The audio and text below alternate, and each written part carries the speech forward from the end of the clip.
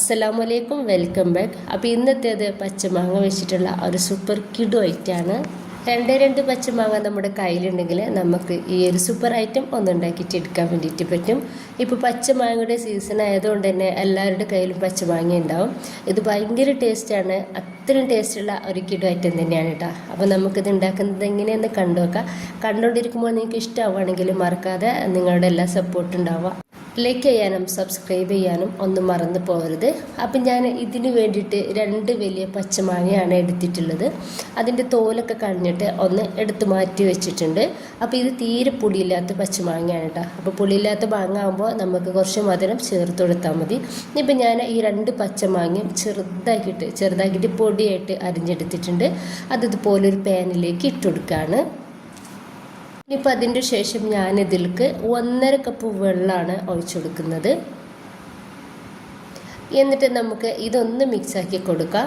എന്നിട്ട് നമുക്ക് ഇതൊന്ന് നന്നായിട്ട് വേവിച്ചിട്ടെടുക്കണം കേട്ടോ.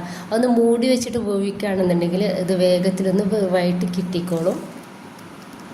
അപ്പം നമ്മൾ ചെറുതാക്കിയിട്ട് അരിഞ്ഞെടുത്തത് കൊണ്ടിട്ട് തന്നെ ഇത് വേഗത്തിൽ വേവാവും. ഇപ്പോൾ അത് നന്നായിട്ട് തിളച്ച് വന്നിട്ടുണ്ട്.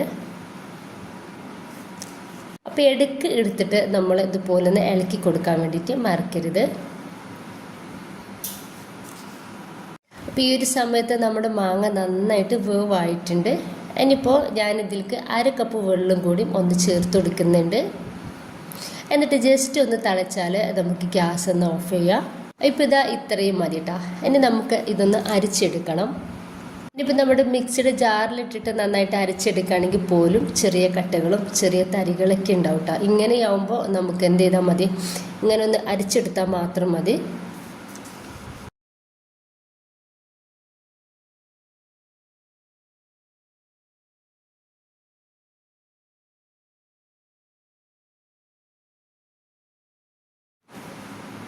ഇപ്പോൾ ഞാൻ മുഴുവനായിട്ട് തന്നെ ഒന്ന് അരിച്ചെടുത്തിട്ടുണ്ട്.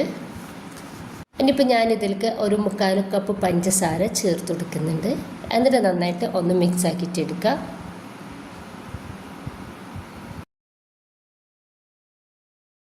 ഇനിയിപ്പോൾ ഞാൻ ഗ്യാസ് ഒന്ന് കത്തിച്ചെടുത്തിട്ടുണ്ടായിരുന്നു. ഇനി നമുക്ക് ഇതൊന്ന് വറ്റിച്ചിട്ടെടുക്കണം. കൂടുതലായിട്ട് വറ്റിക്കിട്ടണ്ട, കാരണം നമ്മളിതിൽ കോൺഫ്ലവറൊക്കെ ചേർക്കാനുള്ളതാണ്. അതുകൊണ്ട് തന്നെ മാങ്ങ അത്യാവശ്യം തിക്നെസ്സിലാണ് ഇരിക്കുന്നത്. ഇനിയിപ്പോൾ ഇതൊന്ന് തിളച്ച് കിട്ടിയതിന് ശേഷം ഞാനിതിലേക്ക് കുറച്ച് പച്ച കളറൊന്ന് ചേർക്കുന്നുണ്ട്. അപ്പോൾ ഒന്നുകൂടി പറയുന്നുണ്ട്, വീട്ടിൽ നിങ്ങൾ ഉണ്ടാക്കിയിട്ട് എടുക്കുകയാണെന്നുണ്ടെങ്കിൽ ഒരിക്കലും കളർ ആഡ് ചെയ്യേണ്ട. കളറില്ലാണ്ട് നമ്മൾ ഉണ്ടാക്കിയിട്ട് എടുത്താൽ മതി. ഇതിപ്പോൾ നമുക്ക് ഫോട്ടോയിലും വീഡിയോയിലും കാണാൻ ഒരു ഭംഗിക്ക് വേണ്ടി മാത്രമാണ് ഈ ഒരു കളർ ചേർത്ത് കൊടുക്കുന്നത്. ഇനിയിപ്പോൾ ഇത് നന്നായിട്ടൊന്ന് തിളപ്പിച്ചിട്ട് ഒരു 5 മിനിറ്റോളം നമുക്ക് ഒന്നുകൂടി ഒന്ന് കുറുക്കിയിട്ട് കിട്ടണം ഇത്. അപ്പോൾ ഞാൻ അതിൻ്റെ ഇടയിൽ ഒരു കേക്ക് മോൾഡ് ഉണ്ട് കേട്ടോ. ഇതിപ്പോൾ നമുക്ക് കേക്ക് മോൾഡ് വേണം എന്നൊന്നുമില്ല, നമുക്ക് സ്റ്റീൽ പ്ലേറ്റിലൊക്കെ ഇതുപോലെ റെഡി ആക്കിയിട്ട് എടുക്കുക കേട്ടോ. അപ്പോൾ കുറച്ച് ഓയിലൊന്ന് ഗ്രീസാക്കി കൊടുക്കുന്നുണ്ട്. ഇനിയിപ്പോൾ ഇതുപോലെ ഒരു കപ്പിലേക്ക് 1/2 കപ്പ് കോൺഫ്ലവർ എടുത്തിട്ടുണ്ട്. അതിലേക്ക് 1/2 കപ്പ് വെള്ളം കൂടി ഒന്ന് ഒഴിച്ചെടുക്കുന്നുണ്ട്. എന്നിട്ട് ഇത് നന്നായിട്ട് നമ്മളൊന്ന് മിക്സ് ആക്കിയിട്ട് എടുക്കുക. ഈ ഒരു കോൺഫ്ലവർ കട്ടിയിലാവും ഇരിക്കുക. അപ്പോൾ നന്നായിട്ടൊന്ന് മിക്സ് ആക്കി കൊടുക്കണം. എന്നിട്ട് നമ്മുടെ മാങ്ങയുടെ ഒരു മിക്സിയിലേക്ക് ഈ ഒരു കോൺഫ്ലവർ കുറേശ്ശായിട്ട് നമുക്ക് ഒഴിച്ചെടുക്കാവുന്നതാണ്. ഒരിക്കലും ഒഴിച്ചെടുക്കരുത്. ഈ ഒരു സമയത്ത് ഞാൻ ഗ്യാസ് ഓഫ് ചെയ്തിട്ടുണ്ട് കേട്ടോ. അപ്പോൾ ഗ്യാസ് ഓഫ് ചെയ്ത് വെക്കുക. എന്നിട്ട് കുറേശ്ശായിട്ട് നമ്മൾ ഈ ഒരു കോൺഫ്ലവർ ഒഴിച്ചെടുക്കുക. അതിൻ്റെ ഒപ്പം തന്നെ നമ്മൾ മറ്റേ കൈ വെച്ചിട്ട് മിക്സാക്കി കൊടുക്കുകയും ചെയ്യണം. കാരണം നമ്മുടെ ഒരു മാങ്ങയുടെ ഈ ഒരു പൾപ്പ് നല്ല ചൂടിലാണ് ഇരിക്കുന്നത്.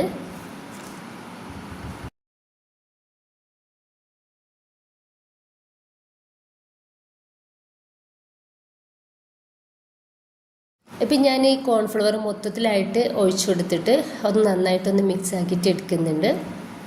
ഇനിയിപ്പോൾ ഞാൻ ഗ്യാസ് ഒന്ന് കത്തിച്ചു കൊടുക്കുന്നുണ്ട് കേട്ടോ. ഇനിയിപ്പോൾ നമ്മൾ ഏറ്റവും തീ കുറച്ചിട്ട് കോൺഫ്ലവർ ഒഴിച്ചെടുത്തതിൻ്റെ ശേഷം ഏറ്റവും കുറച്ച് തീ വെച്ചിട്ട് വേണം നമുക്കിതൊന്ന് തിളപ്പിച്ചിട്ടെടുക്കാൻ വേണ്ടിയിട്ട്. നമ്മൾ തീ കൂട്ടി വെച്ചിട്ട് തിളപ്പിച്ചിട്ട് എടുക്കുകയാണെന്നുണ്ടെങ്കിൽ ഈ കോൺഫ്ലവർ വേവായിട്ട് കിട്ടൂല. അപ്പോൾ അതിൻ്റെ ഒരു എന്താ പറയുക, ഒരു വല്ലാത്തൊരു ടേസ്റ്റ് ഉണ്ടാവും ഇതിൽ. അപ്പോൾ അതുകൊണ്ട് തന്നെ തീ കുറച്ച് വെച്ചിട്ട് വേണം നമ്മൾക്ക് ഇതൊന്ന് തിളപ്പിച്ചിട്ടെടുക്കാൻ വേണ്ടിയിട്ട്. ഇതൊന്ന് തിളച്ച് കിട്ടിയാൽ നമുക്കിതൊന്ന് റെഡി ആയിട്ട് കിട്ടും. അപ്പോൾ ഇതാ ഈ ഒരു സമയത്ത് ഇത് നന്നായിട്ട് തിളച്ചിട്ട് കോൺഫ്ലവറൊക്കെ നന്നായിട്ട് വേവായിട്ടുണ്ട്.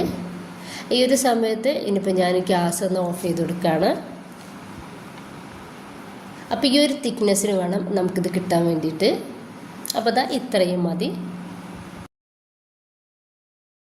ഇനി ചൂടോടെ തന്നെ നമുക്കിത് ഒരു മോൾഡിലേക്ക് ഒഴിച്ചെടുക്കാം. എന്നിട്ട് നമുക്കിത് നന്നായിട്ട് ഒന്ന് ചൂടാറാൻ വേണ്ടിയിട്ട് ഒന്ന് മാറ്റി വെക്കണം. നന്നായിട്ട് ചൂടാറിയതിന് ശേഷം നമുക്കിത് ഫ്രിഡ്ജിലേക്ക് മാറ്റിയിട്ട് നന്നാക്കിയിട്ടൊന്ന് സെറ്റാക്കിയിട്ട് എടുക്കാം. ഇപ്പം ഞാൻ ഒരു 3 മണിക്കൂറോളം ഫ്രിഡ്ജിൽ വെച്ചിട്ട് സെറ്റ് ചെയ്തെടുത്തിട്ടുണ്ട് നമ്മുടെ ഒരു മാങ്ങ പുഡിങ്. ഇനിയിപ്പോൾ ഞാൻ കത്തി വെച്ചിട്ട് ഇതുപോലെ ചെറിയ കഷ്ണങ്ങളാക്കിയിട്ട് ഒന്നെടുക്കുന്നുണ്ട്.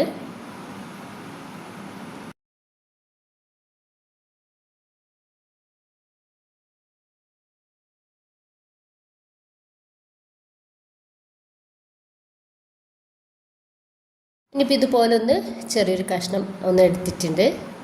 ഇനിയിപ്പോൾ ഞാനിത് പാൽപ്പൊടിയിൽ ഒന്ന് ഡിപ്പാക്കിയിട്ട് എടുക്കുന്നുണ്ട്. പാൽപ്പൊടിയിൽ ഡിപ്പാക്കിയിട്ട് എടുക്കുന്ന സമയത്ത് ഇത് കാണാനും ഭംഗിയാണ്, അതുപോലെ തന്നെ കഴിക്കാനും സൂപ്പർ ടേസ്റ്റാണ്.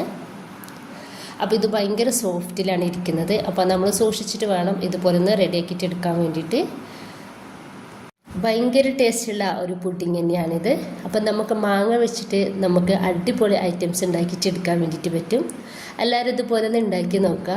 എന്നിട്ട് നിങ്ങളുടെ അഭിപ്രായങ്ങൾ കമൻ്റായിട്ട് അറിയിക്കാൻ വേണ്ടിയിട്ട് മറക്കരുത്. ഇഷ്ടമായിട്ടുണ്ടെങ്കിൽ ലൈക്ക് ചെയ്യാനും അതുപോലെ തന്നെ സബ്സ്ക്രൈബ് ചെയ്യാനും ഷെയർ ചെയ്യാനും ഒന്നും മറന്നു പോകരുത്.